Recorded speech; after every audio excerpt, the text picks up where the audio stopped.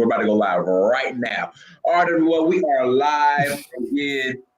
Terry, sorry about that, Terry. It's just I had to feed my son lunch. I was running Mhm. behind. At the same time, I did not want to lose the Facebook stream because if you don't go live in a certain amount of time by Facebook, they will kick you off. So we're live, everyone. We are live. Again, we are live. Dynasty Mirror Search for Huru. My brother Terry with you, Loggers TV, and we're going to be discussing something, just a recent event. In fact, I think it was either today or yesterday.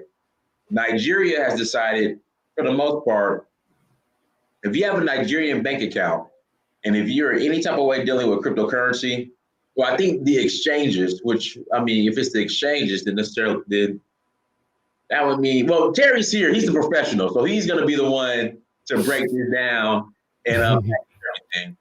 But basically, for the most part, it's going to be very hard to maneuver in Nigeria when it comes to cryptocurrency, and it's just sad because, from my understanding, Nigeria is what, like number two as far as the market, as far as exchanging crypto in the world, from my understanding, or Uh, I'm not very sure, but in Africa, yes, maybe number one, adoption of cryptocurrency, maybe number one, Nigeria. well, we know in Africa is number one, but I think in the whole entire In the world, whole world, I think maybe it's like number two. interest, I maybe think it's number two. interest. Uh-huh. It's possible. It's possible. Interest-wise, maybe they Uh-huh. are number two. Yeah. So, And what so you were saying about the news, I'm just hearing that. I don't usually pay attention to news altogether. So I uh-huh. didn't even know of that event. And even upon hearing about it, it will not have impact on me and my interaction with cryptocurrency. But I know that it will have impact on Nigerians, how they perceive cryptocurrency and also affect their livelihood. Because I see cryptocurrency as more African than anywhere else. The Why do you say concept that? of it. Break that down. Break that down. Why do you say that? Break that down. Okay, because the systems in Africa originally is very peer to peer. Even right now that there are regulations, a typical African, has his social side intact. That's why sometimes you see the notion, for example, when you interact with in financial transactions with an African, is that they intend to rip you off. But that's not how it typically is, or the underlying intention. That's not usually the case. It's usually that they are expressing their social capabilities as humans, irrespective of regulations. So it's very possible that in Africa, two stores side by side, one paints his store very well and sells his clothes for like $100 per one, and just beside him, there's another store that sells the same cloth for maybe $2, and there's no like serious government interference in that. So cryptocurrency, the model behind it is peer-to-peer as well. So people can interact in it without interference or without requiring authority from a third party. And that's typically how Africa is. The systems, community plays a role. Nobody times or questions your every move and attaches a rule to it. And even where there are rules, there's always I'm sure Nigeria, there's always a backside to systems. For example, I know you have a passport, the notion will be that, oh, you cannot get a passport, you have to go through the government and stuff like that. But the systems in Africa allows those possibilities, and the same possibilities exist in cryptocurrency just because of the peer-to-peer aspect. That's why it's very possible for someone to decide to sell his Bitcoin at $100,000, irrespective of how everyone else wants to sell his Bitcoin. So yes, that's why I say that it's very African. because it resembles the system that is innate to Africa more so than the rest of the world. Especially the West is more regulated. Uh, there's a rule or law for everything, but that's not the system in Africa. So cryptocurrency is favorable to an African, according to me. Mhm. Yes, because it reenacts the systems in Africa. Okay. Now, as far as in my passport, my Nigerian passport, I got Okay. that through Yeah, I government. know, I know, I know. So, you know, But you I get just the don't want context people of what out I'm there, saying. I don't Okay. want people out there, yeah, thinking otherwise. I got No, no, my yeah, passport through government. yes, but what I'm saying is, the connection element. Like Uh, you may not. It's possible to have gone through a king, and then use that avenue to get the passport, mhm. as opposed to go to a government office. Okay, yeah, right. Something Okay, like that. that's yeah, Yes, right. Okay, right. yes. Okay. So those are the possibilities in cryptocurrency as well. Mhm. That removes cryptocurrency from the limitation, the uh, resemblance to money. And that's where there is a discrepancy. People usually tie cryptocurrency with money or as a replacement to traditional money, but that's not the case.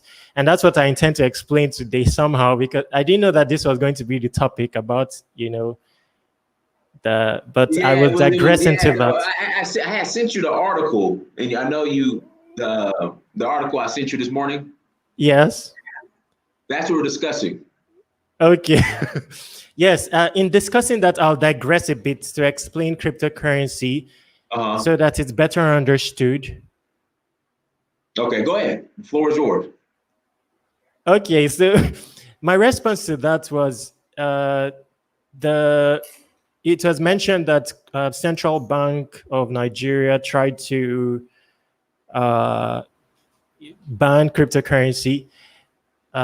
Yes, I didn't really read everything, but it may not be in entirety. They may tackle like cryptocurrency exchanges or banks that are trading in cryptocurrency. I'm not Yeah, sure if they. that's what they're attacking. Basically, banks who are doing business with the exchange, like the exchanges, aren't allowed to use Nigerian banks to. Okay.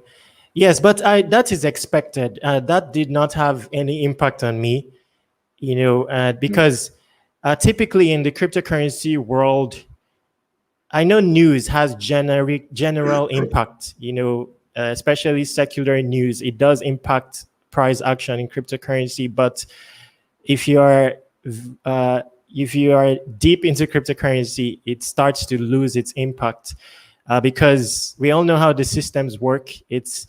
Uh, and someone who is inclined in the cryptocurrency world knows as well that there's something called FUD, or that is fear, uncertainty, and doubt. Mhm. Where the underlying mission is to crush the price of cryptocurrency so that these financial institutions can take over, monopolize it. Uh, so it's not new to me that cryptocurrency, they may attempt to ban cryptocurrency in Nigeria. First of all, I don't think there's an understanding of what cryptocurrency is. They tend to tie it to security. Right. But when we look at cryptocurrency, you'll see that most of them do not fall into the category of being a security. They're decentralized in nature. There is no central control of it. And then besides that, Africa in general, they tend to imitate the West. Once there is pressure on them, they shake. And that's what I feel that it's not foreign to me that Nigeria may attempt to ban cryptocurrency, but in eventuality, I feel that they will adopt it wholesomely. The more the narrative of cryptocurrency by world standards adjusts. So, and I think that is ongoing now, because you will notice that if you look at USA it has an impact on world standards. The number of financial institutions with interest in cryptocurrency has grown immensely and more in recent times. So I was trying to show you a site that records some of the institutions that showed recent interest in cryptocurrency. Yeah, I don't know if I can share my screen. Yeah, you sure? Yeah, so I was trying to show you this site, and you will let me see. So share screen.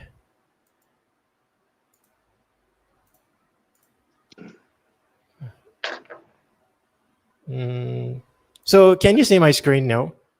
Yeah, I see both of us. I don't. So whatever you're trying to share, that should be what. Hold on, something. Okay, like that. No, Yeah, yeah, that's yeah. you. That's It you. doesn't work like. Yeah, I don't think. Uh, Uh, Basically, you need to share whatever. What do you? Whatever you're trying to share. If you want to, you can just email it to me if it's emailable, oh, or okay. send me the link, and I could put. If you send me the link, email me the link. Yeah, I I can can pull it up. just, I can just, but it's going to be hard because there are many things I wanted to show, like to explain these things that I'm saying. So it would have been perfect if I could navigate myself, but we'll just try. So first of all, I wanted to show you the site is bitcointreasuries.org. Hold on, I'll pull it up. Okay, okay, you got it right there. Let me pull it back up. Okay, here we go. All right, go ahead. So is this you? Is this your screen now? Well, that's your screen. You need to put it back on. Whatever you're trying to share, that's what you need to share. Okay, okay. So my screen is showing now. Okay. Now, there you go. Okay, so Yeah. Bitcoin treasuries, this one. So you will notice that there is a shift. The interest amongst this company has only been recently.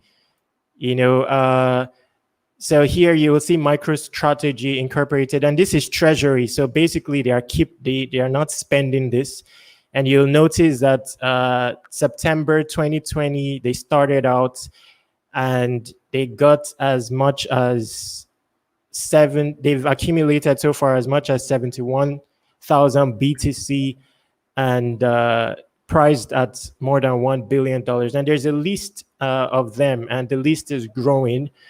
So this is indicative of the fact that the outlook towards cryptocurrency is adjusting. And I think in the long run, it will impact Nigeria and other African nations. Yeah, so I wanted to show more about cryptocurrency because, for example, in the case of Bitcoin, but it's better for us to stick with Ethereum. So Ethereum is like the second most popular cryptocurrency. Yes. So we're digressing a bit, but it's still tied to the context. So first look, you will think that the Ethereum is just a financial asset. People speculate on its price and on that basis trade it, and that's the reason for why its price is $1,700. But that's not the case because there are many other reasons why people may purchase Ethereum besides speculating on it as a financial asset. So I want to show evidence of that. First of all, you will notice here that Ethereum is recorded on a blockchain. So underlyingly, Ethereum has a blockchain, and the blockchain of Ethereum, has more sophisticated capabilities than Bitcoin. So it has smart contract capabilities, meaning that it can offer various other functions that Bitcoin cannot. For example, on Ethereum, you can create your own cryptocurrency. You can create an application based on the Ethereum blockchain. So if we went to something like this, Gap Radar. So if we went to Gap Radar, you will notice that there are many applications built or hosted on the Ethereum blockchain. So these are a list of applications hosted on the Ethereum blockchain, and there are thousands of them. And if we look at one of the applications, for example, Uniswap, you will see that some 46,000 users have used this application in the last 24 hours. And speaking of how much is locked in this application, some 6.5 billion.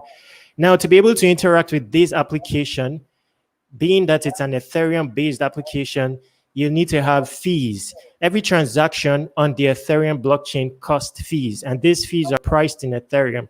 So you will not be able to have interacted with this application without buying Ethereum to use as fees for your transactions. So here you will see an extension. This is like a fully functional Ethereum wallet. It's an extension called MetaMask that I've added to the browser. So anyway, let's just quickly use another example. So let's use this site. So maybe this is easier to understand. So this site, for example, people come here and they sell NFTs. So NFTs refers to non-fungible tokens. Basically, it's sort of changing their animations and graphic or visual art into a token on the Ethereum blockchain. So that's what they do here. But to accomplish that, let's say you click here and you wanted to upload your animation or image or video onto this platform, you will not be able to complete the process without having some Ethereum. So let's say I filled up this, let's say I put up a picture here, for example, and I filled all this up. Let's see. So I just want to, okay, so, and I click on create item. What site is this? This is called Rarible, rarible.com. Okay.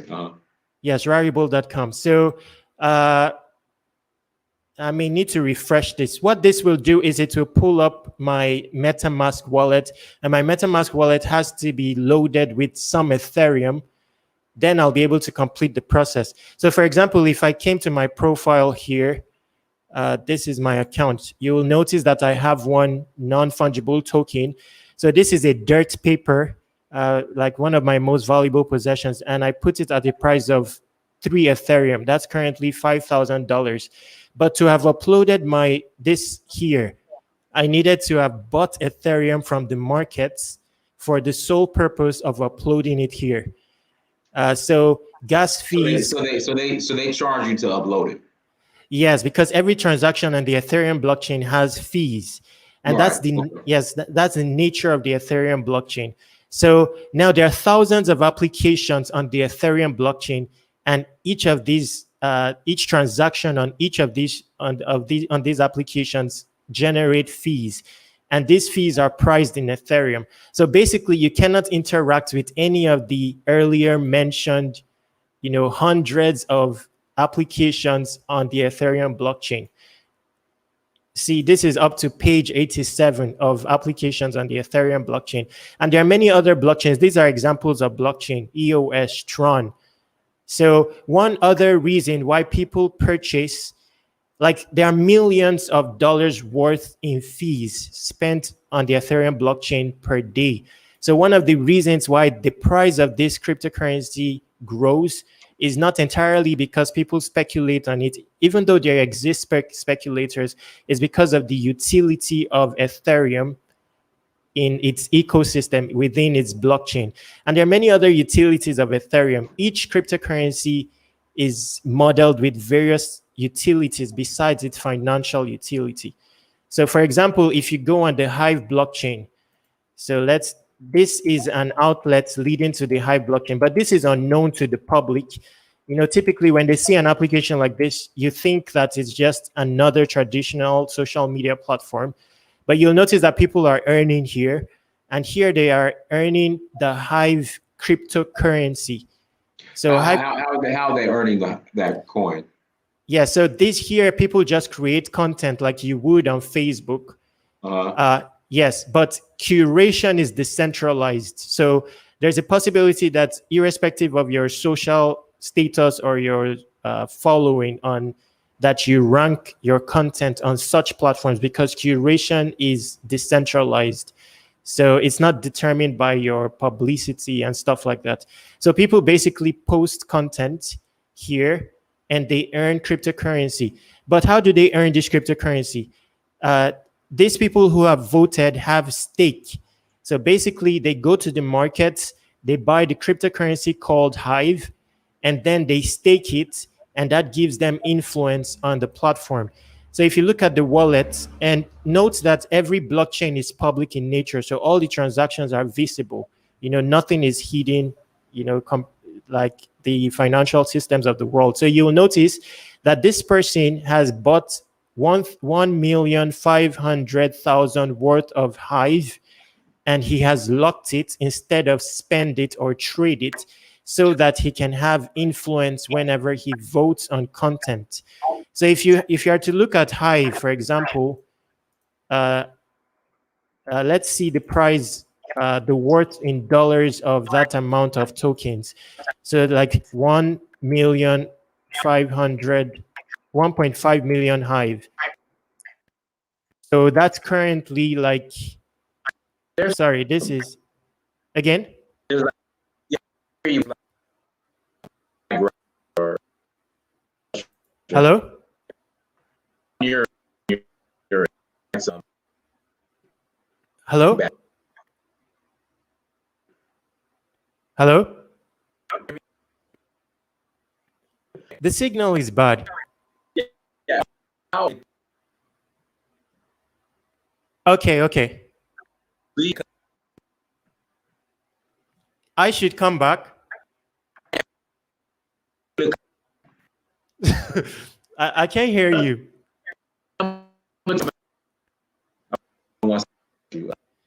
Okay, okay. Um,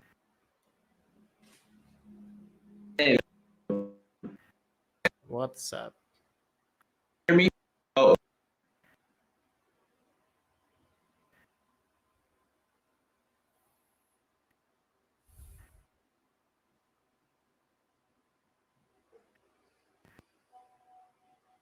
Leave and come back. Okay. So, okay. okay. Yes, yes. So, remove.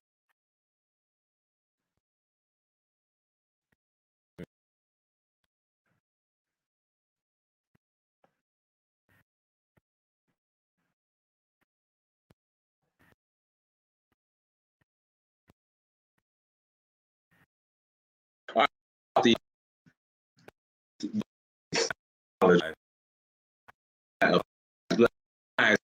just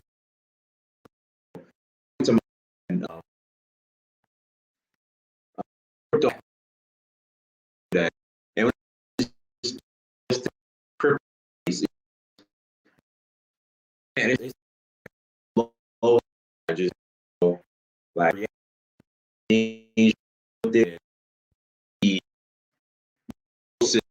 that uh uh shit some shit you know people just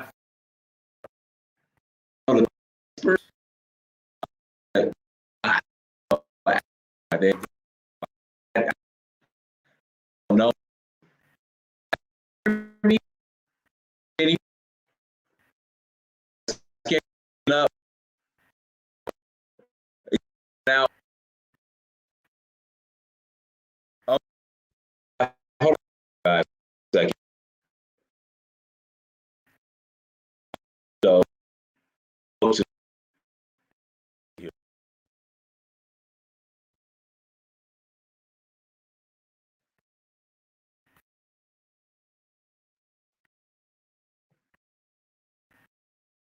got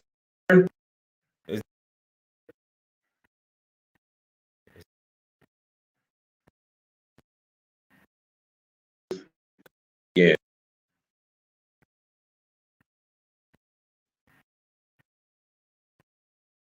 Computer. I want to give second do that.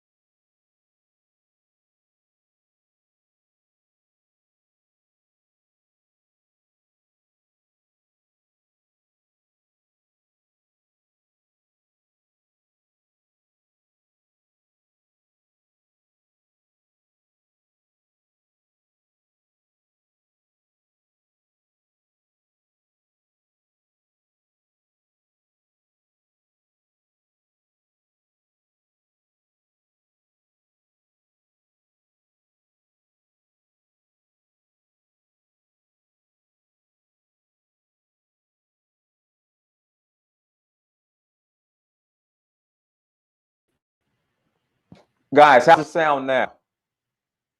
Is the sound better?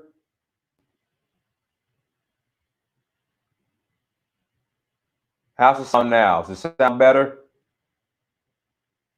Terry, can you hear me, Terry? Terry, can you hear me?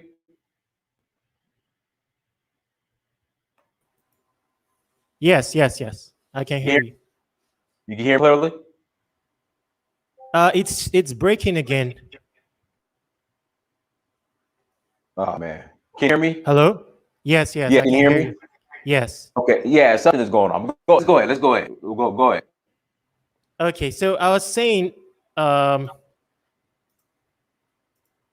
okay, so I've tried to share the screen again. Hold on one second. I'm gonna run from my phone. Go ahead. In fact, I'm gonna remove myself. Okay, they say sound clear to them. Okay. Yeah, yeah. Okay, we're good. Okay. All right.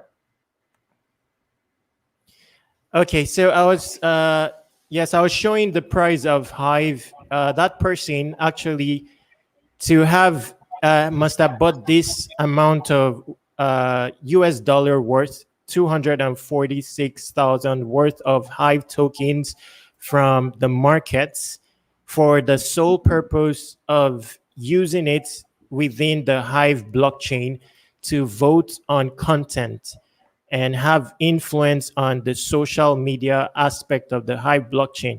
But besides that, there is also something called witnesses on the Hive blockchain. So basically, there are nodes that store a copy of the Hive blockchain, and these nodes are voted on. They're represented by humans, actually, and they're voted on. So assuming someone like that username that we mentioned earlier, by virtue of his staked Hive, he can have influence into upon the governance of the Hive blockchain by voting on, by selecting nodes or witnesses that he prefers to be the custodians of the Hive blockchain.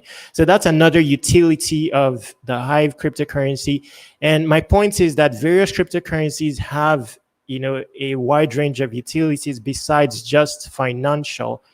So, and again, an underlying blockchain with smart contract capabilities that enhances innovation. So it can be said that the cryptosphere is more advanced innovation wise than the traditional internet. For example, pace of innovation. There was a recent project that serves as an incubator for upcoming projects. So basically, this upcoming project, they use this third-party platform that is decentralized in nature to raise seed funding. Now, they don't have the limitations that they would have had, assuming they were to use Kickstarter. So, for example, I'm located in the Philippines or in Nigeria. I cannot use Kickstarter to seed fund for my innovation. But there are blockchain alternative that enables that because of the smart contract capabilities of a blockchain. So recently, I was looking at another application built on Ethereum, and for example, this is an incubator or a launch pad for upcoming cryptocurrencies, and there was mention of interest from like 250 in a day up to 250 new innovations wanting to make use of this protocol to launch their projects. So another thing is most of the innovations in the cryptosphere are open source. So anyway, so assuming trust swap, one reason that people would buy trust swap, for example, the name of the cryptocurrency is swap, is because it's a third-party platform and a launchpad, and it incubates many upcoming cryptocurrencies. People want to have access to pre-sales of those upcoming cryptocurrencies, but to be able to participate, they have to hold some of these tokens. So for that, because of that utility, they would come to an exchange and purchase of these tokens to be able to avail of the participate in pre-sale events of upcoming cryptocurrencies. So basically, I'm just trying to establish that cryptocurrencies, even though they're by today's standards are deemed money or a type of financial asset, they have a wide range of utilities, paradigms and tenets that separates it from money. So once this is understood, then there will be adoption. For example, Bitcoin. Why does Bitcoin rise in price? Why is one Bitcoin as high as $37, $37,000? The reason is because of the dynamics of the token. For example, first of all, Bitcoin is open source, then it's public in nature. Everything has been declared about the dynamics of its token. So for example, it has a finite supply of 21,000 million tokens. So in entirety, only 21 million tokens will be minted in the lifespan of Bitcoin. And who is behind the minting of these tokens? It's automated. It's not interferable by humans. And it's defined how much Bitcoin will be minted per day. So currently there are just going to be 6.2 Bitcoin per day. 6.2 Bitcoin per 10 minutes interval, and an average of 144 Bitcoin will be minted a day. So, and it's also defined who will earn these Bitcoin rewards. So the entirety, 100% of those Bitcoin goes to Bitcoin miners. And the Bitcoin blockchain has innate or inherent fees as well. These fees are priced in BTC. It's also known that the entirety of those fees will be distributed to miners. So this definition of Bitcoin, which is tamper-proof, is part reason why Bitcoin rises in price. But there are other reasons. There are many stores that accept Bitcoin. PayPal, for example, has incorporated Bitcoin, at least in USA. Now there are stores, there are outlets that accept Bitcoin, perhaps only Bitcoin, and people will have to purchase a Bitcoin to get avail of those goods and services. Besides, Bitcoin is a gateway cryptocurrency. So typically to transition from one cryptocurrency to another, because Bitcoin is renowned, people will usually buy Bitcoin to get the other cryptocurrency. Because you may not find, if you go on any exchange, for example, on Binance, you'll see that Bitcoin is a prominent, like a gateway currency. So here you will see Bitcoin is paired against almost all the cryptocurrencies hosted on Binance. So typically, to get, for example, Hive, one may have to purchase Bitcoin first, then convert it to Hive, or sell it for the Hive cryptocurrency. So that is another, utility for Bitcoin. So my point altogether is it's not entirely speculation that drives the price of cryptocurrencies, even though speculation is a factor. Some people just rely on that, maybe on news events or stuff like that, and speculate that the price of Bitcoin will rise. Some people are believers of the technology behind cryptocurrency and what cryptocurrency represents in terms of steering freedom, privacy and all that, because that's another, luxury that cryptocurrencies offer is privacy, but a privacy that has an anonymity with a public paradigm, because underlyingly the Bitcoin blockchain is public. Everything about the code of Bitcoin is auditable and stuff like that. Another thing is how the Bitcoin blockchain iterates. People can propose changes to the code of Bitcoin, and where it's selected, where your change is selected, it has to go through a fork. It's also decentralized, needing consensus before the code becomes accepted as the new Bitcoin, else there is a split. So basically, Yes, yes. So anyway, the point I'm trying to highlight is that when it becomes known, what cryptocurrencies are, then there will be adoption, and it's not new. In countries like Nigeria, even PayPal. When I was there, PayPal was not in existence. The entire internet in Nigeria is not evolved. It's not the same internet served to Nigeria, for example, that's served in other locations. All the tools available on the traditional internet in the West is not available to Africa. So, especially in Nigeria. So, it's not far fetched that cryptocurrency is that the government is against cryptocurrency. Now, there's also element of truth in how people propagate cryptocurrency in general. They propagate it as more in a materialistic fashion. And anyway, that's aside. All I'm saying is that in eventuality, cryptocurrency will be adopted in Nigeria. That is something I can guarantee, especially as it becomes adopted by the entire globe. It's going to be a slow process. And for that news article, I think the target is the financial institutions, where a financial institution is ready to undertake, ready to represent cryptocurrency. They can tackle that. And because Bitcoin was like that before, it was exempted from being a security. It was bashed for the most part as a means to launder and stuff like that.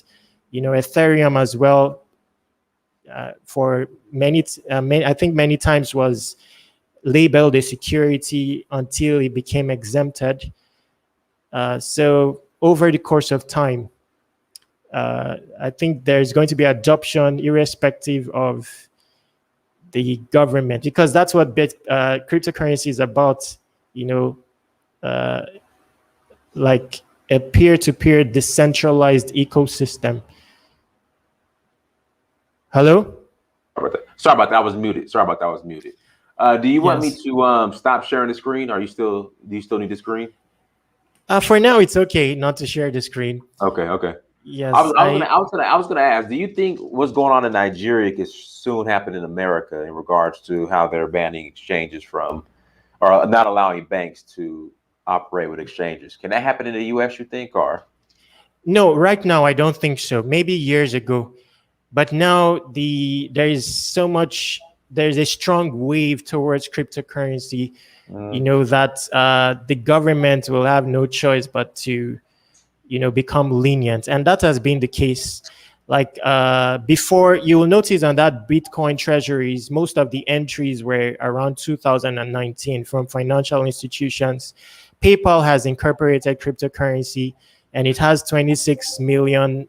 It serves 26 million merchants or stores.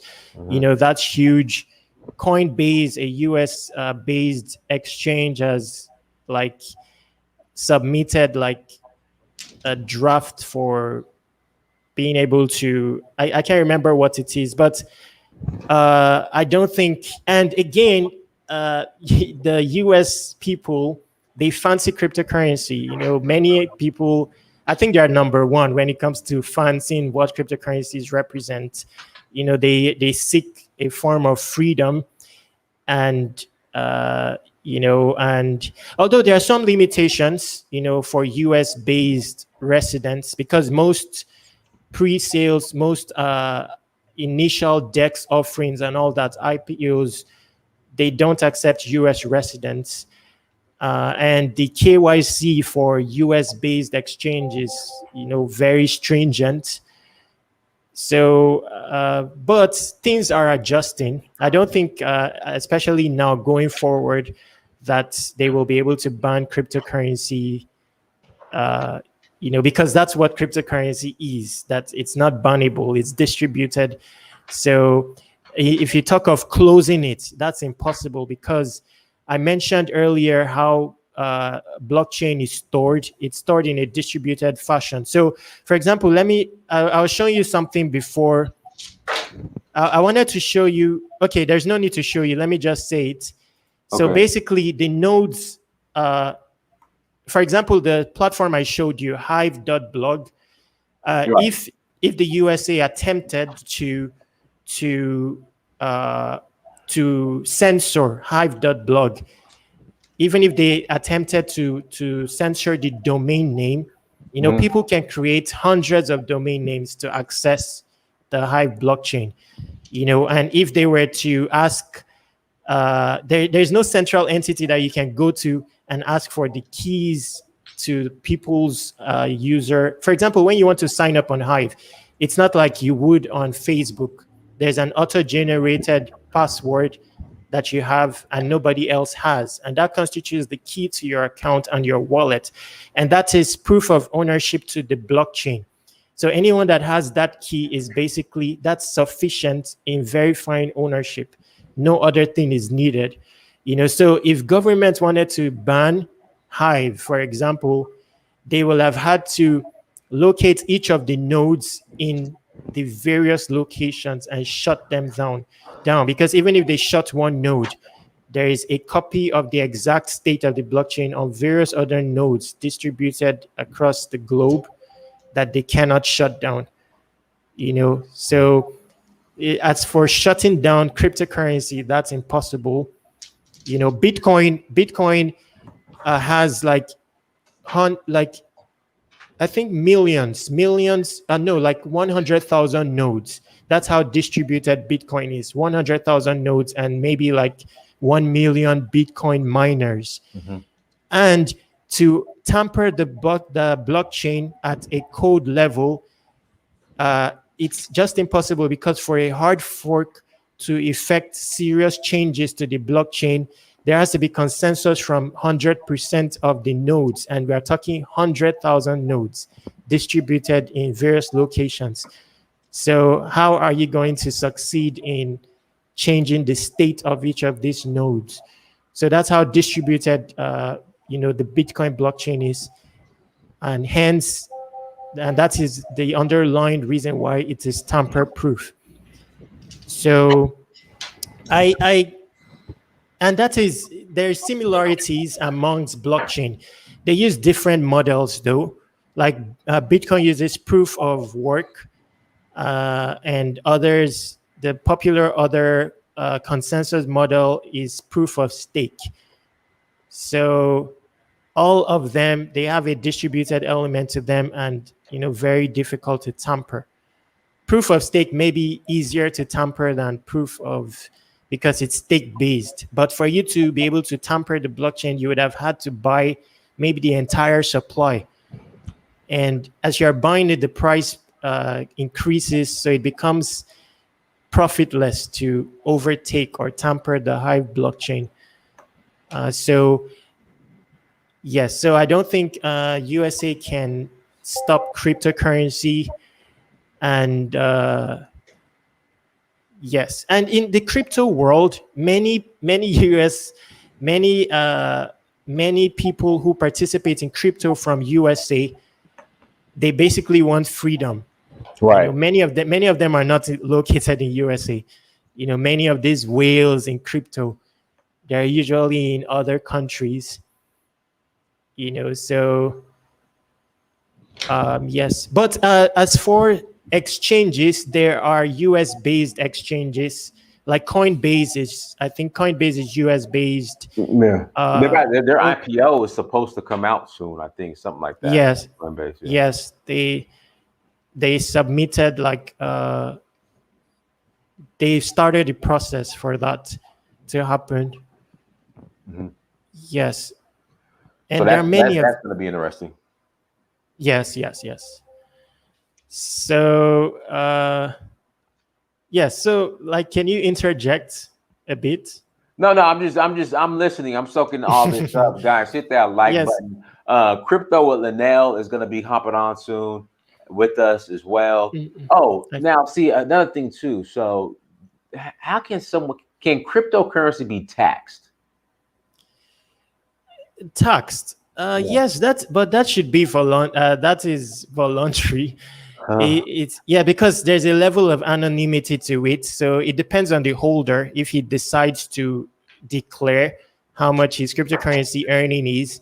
But if he doesn't declare, he can maintain privacy and then it becomes untaxable. Mhm. But in USA, every financial transaction basically that is in large sums, they would want to. So if you're using a centralized exchange, yes, it's possible that it's taxed because the centralized exchange is registered and answers to the government. But it's possible to hold your cryptocurrency in your own personal wallet that nobody has the key to. So the thing is, if you use Coinbase, for example, you have to deposit your funds to Coinbase, and Coinbase does KYC.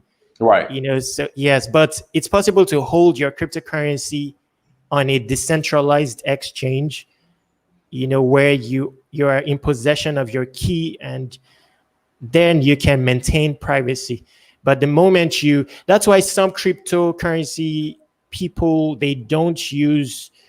I showed you an exchange. It's called Uniswap. That's a decentralized exchange.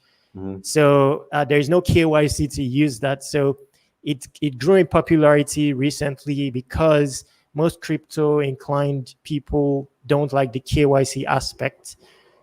So they will have reservations about funding Coinbase and go through the route of a centralized exchange. But on your phone, if you have a phone, there are decentralized, like almost an exchange on your phone. There's an application called Trust Swap that you can download and basically have all your crypto holdings on it.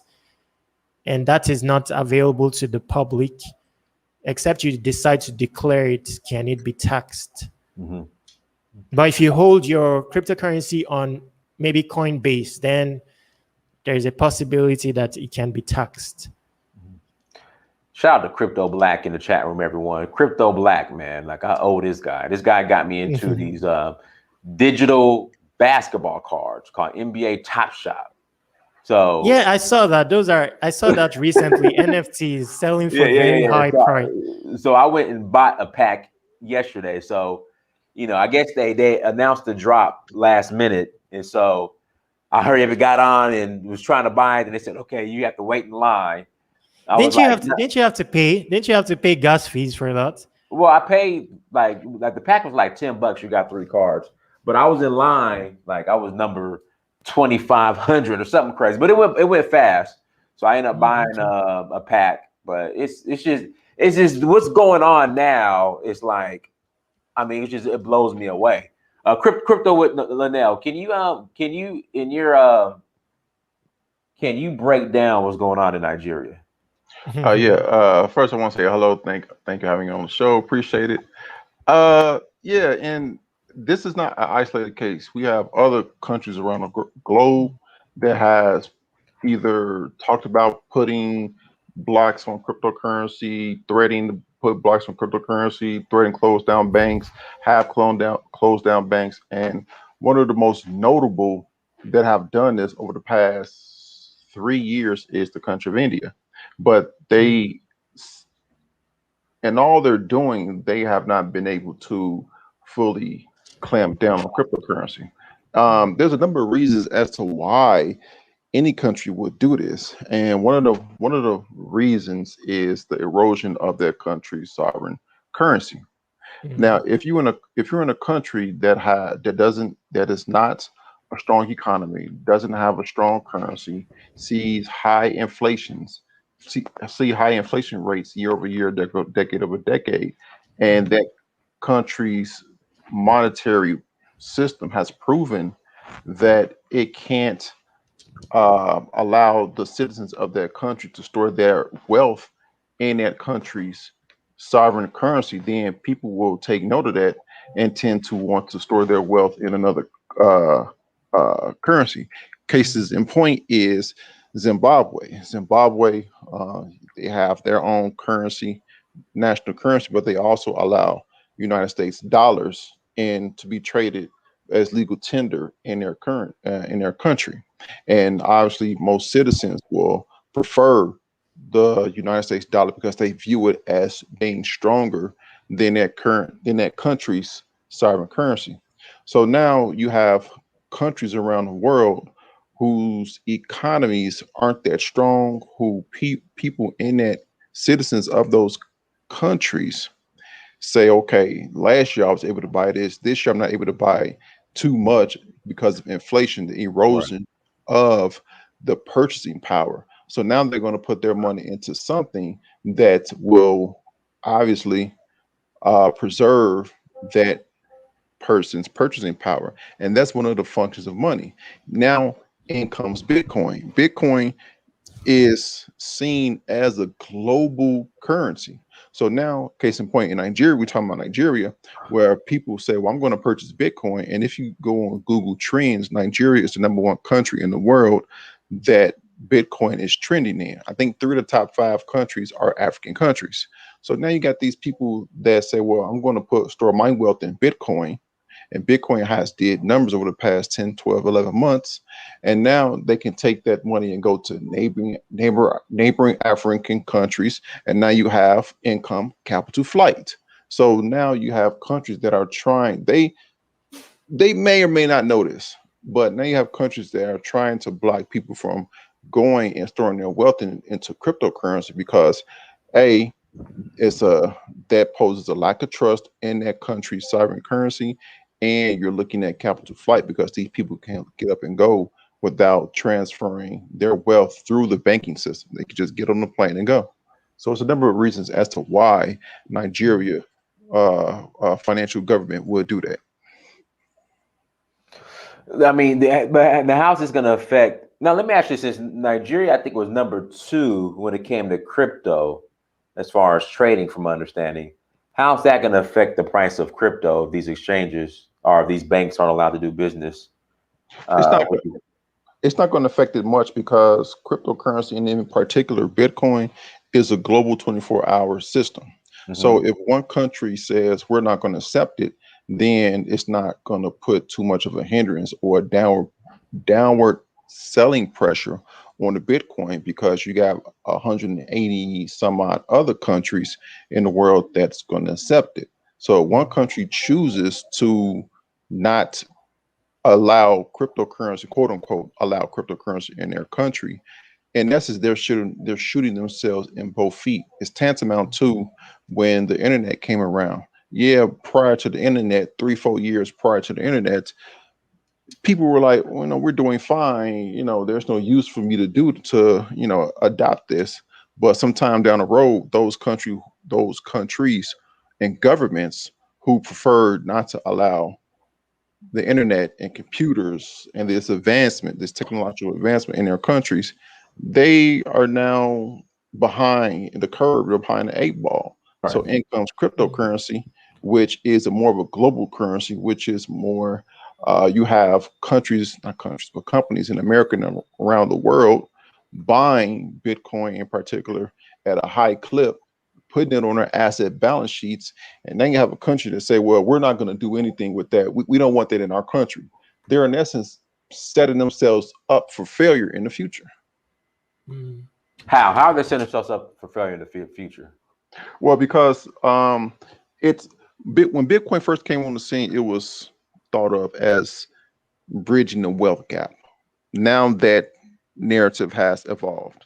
You have companies, in particular in America, we have companies in America that are purchasing Bitcoin and putting it on their asset balance sheets because all fiat currencies go to zero. All fiat currencies lose their value, thus inflation. You have nations' inflation rates per year. You can look it up. It's like 2 to 3%, depending on the country. So now your buying power is cheapened every year, year over year. So now, not only is people's personal buying power cheapened, but companies' buying power is cheapened. Also, countries' buying power is cheapened. So now people are buying something to preserve their buying power, and people are starting to see that Bitcoin could be that thing or one of those things to preserve their buying power and preserve their wealth. So now you have companies such as MicroStrategy, Mass Mutual, Fidelity, hedge funds, uh, college endowments, such as these Ivy League schools, and these are documented. They are in articles that are purchasing Bitcoin, maybe not maybe not custodying their own Bitcoin, but they have exposure to Bitcoin, putting it on our balance sheets, such as property, buildings, cash equivalents, all these other things on their balance sheets to preserve their wealth, to preserve their buying power. So now, if you have America, you have China, which is the number one and number two leading economies in the world. If they're doing it, then what honestly makes you think a country that's ranked like number 20 in the world in GDP, they say they're not going to do it, but all these other countries in front of you that you're trying to catch up to, they're doing it. You can see if Nigeria continues down this path, in terms of their monetary policy, you can see them lose ground in terms of keeping up with the world. Now, as far as the individual in Nigeria who's dealing with crypto, are they affected by this? Not particular, because they can purchase cryptocurrency too. I don't since they are blocking banks from allowing people to purchase cryptocurrency. I'm pretty sure there will be some clever ways people can purchase cryptocurrency. But as long as they have exposure to crypto, in particular Bitcoin and Ethereum and the top tier cryptocurrencies, they can then themselves keep up with countries and companies and other people in other countries who are purchasing Bitcoin. They can, in essence, keep up with them in terms of their monetary buying power and wealth. Someone says there's too many security challenges associated with cryptocurrency in Nigeria. Example, kidnapping. Hell, we had a whole Silk Road here in America. So I mean, that's not that's not an excuse. Yes, that happens with money as well. Yeah. So like I said, here they had the Silk Road. Yes, and I think news wise, if it was the reverse was the case and news was coming out of USA, that will impact the market price wise. But Nigeria, when you say they're number two, I don't think in trades.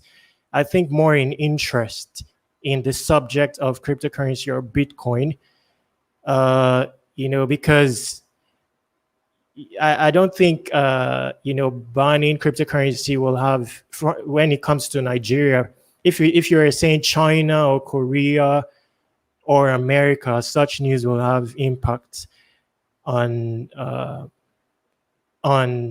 the global state of crypto. So yes, I just wanted to say that. And even though Nigeria, yes, technically Nigeria is the leading economy in Africa, but a lot of that economy is subject to oil. A lot of that, the large percentage of their GDP comes from oil, the oil industry. South Africa is the most diverse economy in Africa. So now you're looking at a situation where, okay, if something happens in the oil sector, then a large part of Nigeria's economy can be hurt. So why not diversify yourself? You see other oil rich and oil tied countries diversifying themselves. Saudi Arabia comes to mind, and they are in a frantic race to try to diversify their economy. So I don't know why Nigeria would do something like this. I don't know why either. It's just like Nigerians are so, when it comes to what's the word I want to use? Help me out here.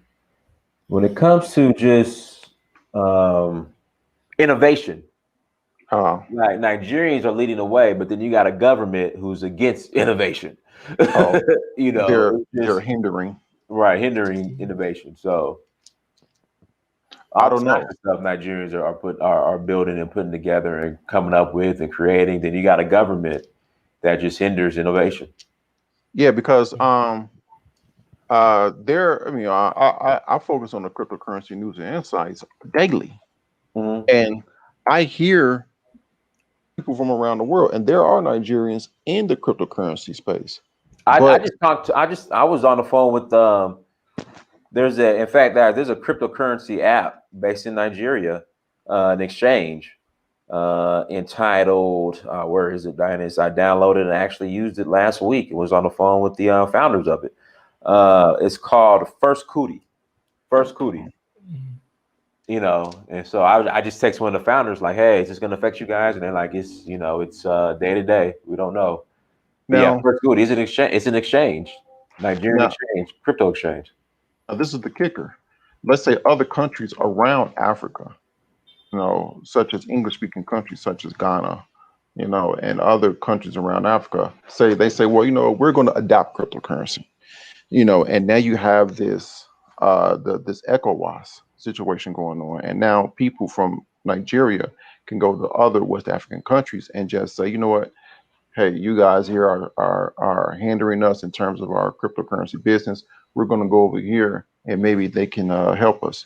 And now those countries Because recruit. now, like as far as Echoes goes, because I have two Echoes passports, I'm Nigerian and Sierra Leonean.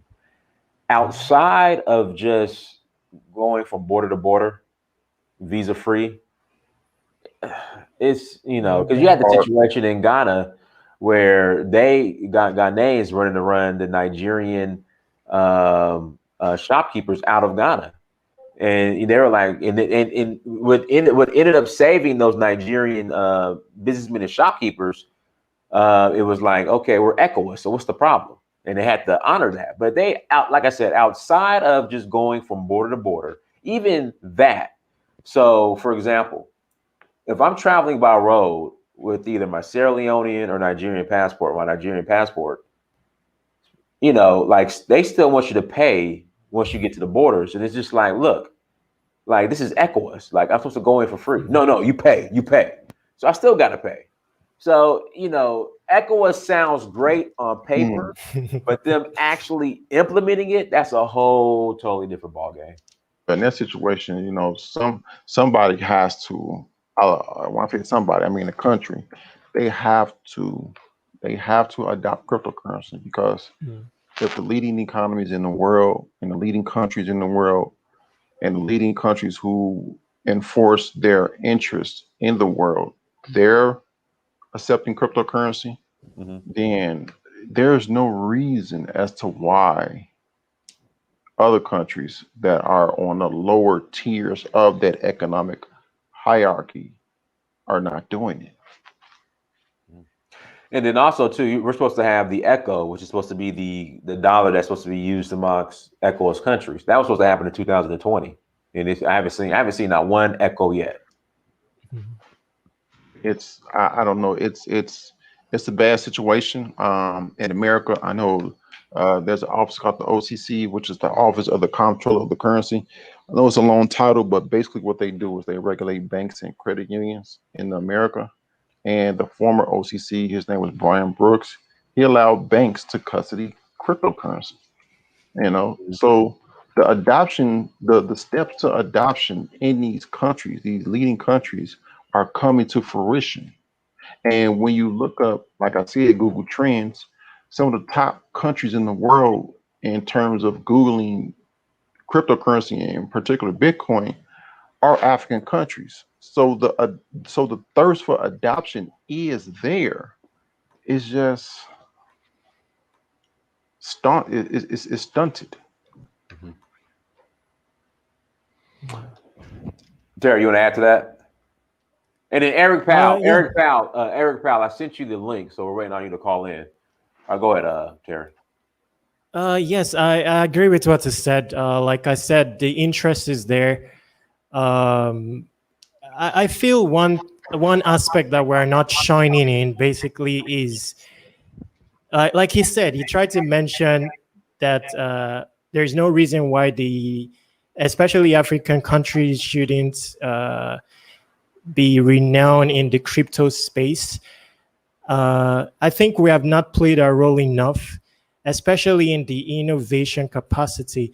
For example, the app you mentioned, Imagine if there was such an app, an exchange, but hosting African cryptocurrencies or African born cryptocurrencies. There aren't many of such.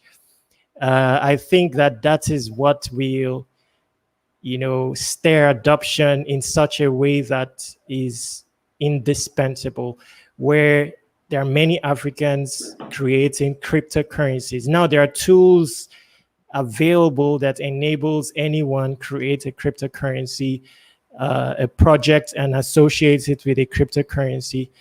And I think we're still lacking in that regard. I'm hoping we can do a video one time where we discuss that, like how to create a project, a cryptocurrency-based project, and tokenomics for a cryptocurrency.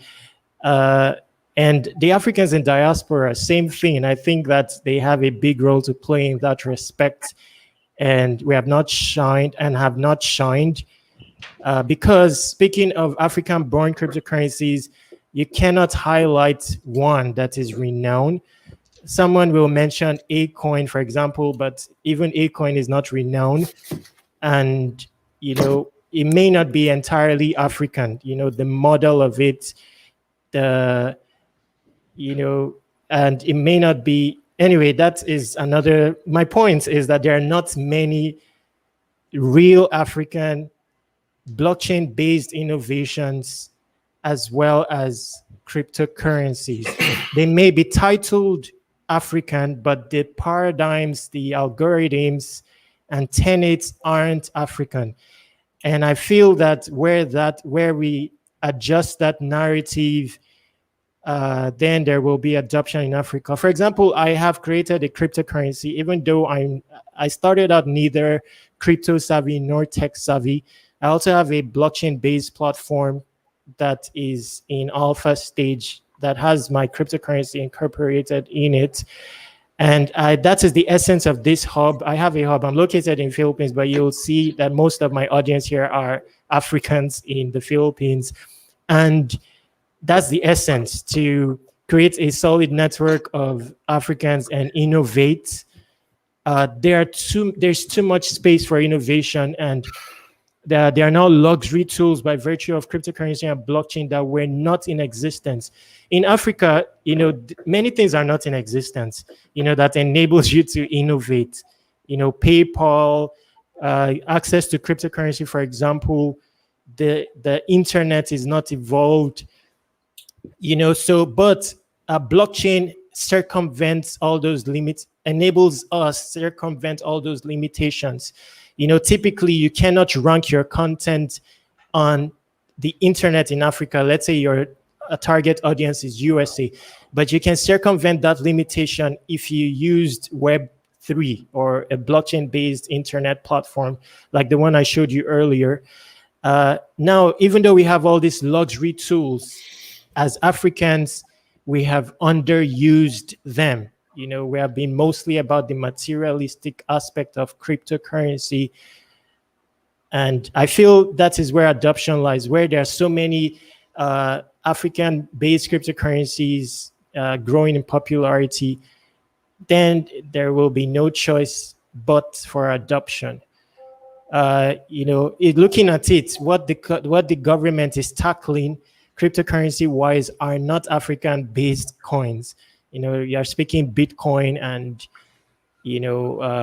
maybe Ethereum, most of which are not African-based coins. But where Africans create a coin, I think the government will be lenient and look to adopt it. So we have a role to play. That's all I want to pass across. Mr. Powell, go ahead. Hey, Dynas, nice to finally meet you.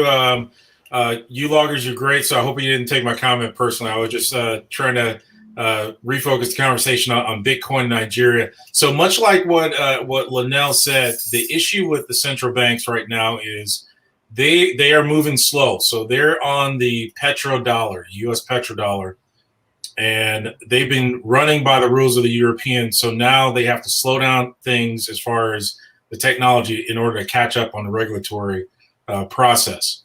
So like Linnell said, the US dollar is dying. The world is not using the dollar as much. Russia and China are starting to move in to use their currencies for trade. They're moving to something called CBDCs, that's central bank digital currencies. And so African nations tend to, take their orders from the more powerful nations. And so that's what they're doing. They're catching up. The other part of that, the second part of it is Bitcoin, it has the power to destabilize these weaker currencies. So the last thing that they want to do is to increase the inflation that Nigeria is seeing in forever. So that's the second part of why they want to regulate this. Then the other part you brought up was, can this be stopped? No, Bitcoin can't be stopped, but they can cut off the on and off ramps. That means if you have a credit card and you want to buy BTC, they can stop you from using it. They could stop you from getting money off of your BTC. And so that all that's going to do is just push Bitcoin into the black market. Never thought about it like that. Linnell, you want to respond to that as far as them being able to, I guess, shut it off? Yeah, so he's correct. The on and off ramps, you basically think of the on and off ramps as this: you transferring your Naira, since we talked about Nigeria, into Bitcoin. You being able to do that at those point of exchanges, transferring your Naira to Bitcoin and vice versa, they can put a block or a brick wall at those points, at those points. So what he's saying with the CBDCs and everything, fiat currencies are fiat currencies are inflating. Basically, inflation means you're losing purchasing power. On a juxtaposed to that with Bitcoin, we're seeing a deflationary asset, which means your purchasing power is increasing. So now in the future, you have a situation where we already know fiat currencies are inflating. They're printing trillions and trillions and trillions of dollars around the world. If America is printing trillions of dollars, then America has a dollar reserve currency. That means other countries have to print trillions and trillions of dollars. So now your buying power is sad. It's at a sad point. So now you have a situation where Bitcoin, every year, your buying power increases. Well, this 1 year, I'm just using this as a hypothetical.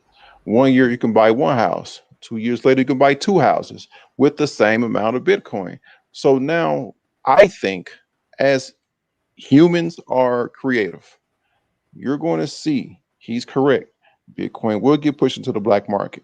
You're going to see a high level of creativity where Nigerians and other people around the world, but since we talk about Nigeria, Nigerians will find a way to push that fiat into Bitcoin. They will find a way.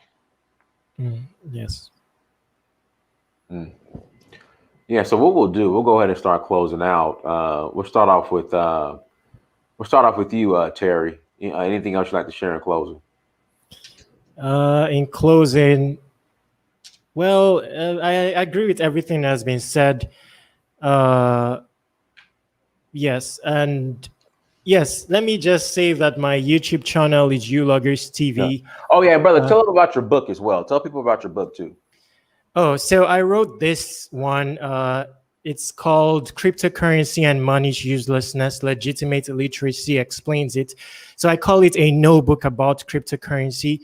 So to have written this, I didn't resource any existing material. I created all the analogies fresh, based on life knowledge. So instead of focusing on the technicalities around the cryptocurrency, I focused on an understanding of life and humans. It's 355 pages. It's on Amazon. And it covers as much as how to create your own cryptocurrency, your own decentralized application, and all that. So I would recommend it even for crypto veterans. So, and what's the name of it again? I'm about to go look it up on Amazon right now. It's Cryptocurrency and Money's Uselessness. Legitimate Illiteracy Explains It. I think if you type no book, you may see it. So no-book. So it's basically my contribution as an African to the niche of cryptocurrency. Basically, the books have been written. I felt that there was need to document the no books so those orally unsaid stuff, and incorporate it into cryptocurrency and contribute a notebook to the understudy of this niche. And that's what this is about. So 355 pages about cryptocurrency. My YouTube channel is Uloggers TV, and I talk about cryptocurrency for the most part there. And yes, that's all for now. I'm gonna go ahead and buy it right now. I just found it on. That's inspirational. Thank you very much. Yeah, I'm going to buy it. I got to support a brother. Thank you very much. Especially when it comes to crypto. So I'm going to buy that now. Linnell, go ahead, bro. Yeah. I'm looking on Amazon myself right now too. Thank you very much. I'm gonna post a link to the book in the chat room. I got it right here. I'm going to buy the copy. Okay. Thank you very much, and thank you, Linnell. Thank you very much.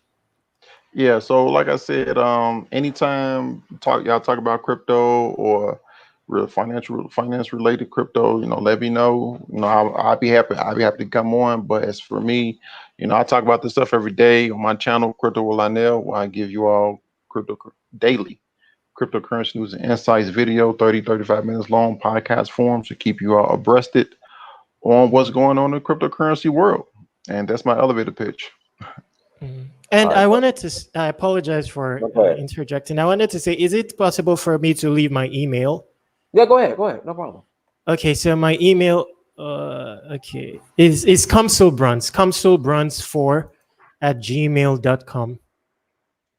Comsulbruns4 Gmail. I just put it in the private chat. I don't know how to. Yeah, I'll go ahead and add it in the chat right now. Yes. And Mr. Powell, go ahead, brother. Yeah, so Dynasty, you've been working on the Back to Africa movement or in Pan-Africanism for at least last 5 years or so. So right. I would say that this can be a very good help for people who probably thinking, hey, I want to go back to Africa, but I don't have the money, I don't have the financial freedom, etc. Well, I will tell you that if you understand where cryptocurrency going, and specifically Bitcoin is going, there are boom and bust cycles. So right now we're in a boom cycle. It's going to peak towards the end of this year or early this year. So we're looking at BTC might be at $100,000 or more. And remember, my boy Crypto Black was saying the same thing. In fact, Crypto Black, who was just in the chat room, he's saying at the end of this month it might be at 50. I mean, I'm not going to hold him to it. Okay, in fact, I got to put out this disclaimer. I am not a financial expert. We're just giving our own personal opinions and commentary. That's all, guys. That's all. But he was saying at the end of this month it might be at 50K. Right. So, but more importantly, for reasons I of course we don't have time to go into now. More importantly, it's going to be at 100K with very good confidence at the end of this year or early next year.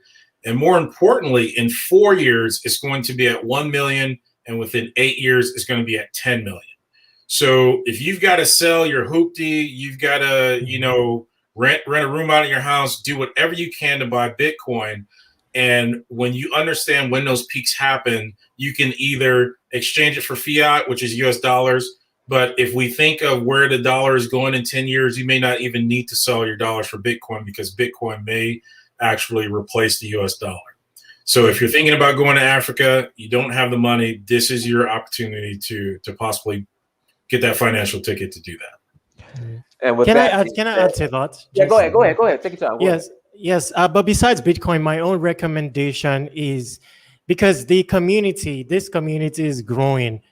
Like my own recommendation will be to create something, that connects the Africans in diaspora with Africans on the continent, like innovation-wise, perhaps a social media platform as well as a coin.